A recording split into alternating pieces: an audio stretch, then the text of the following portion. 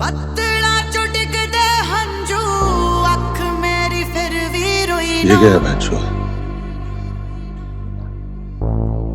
मेरी माँ की पत्ते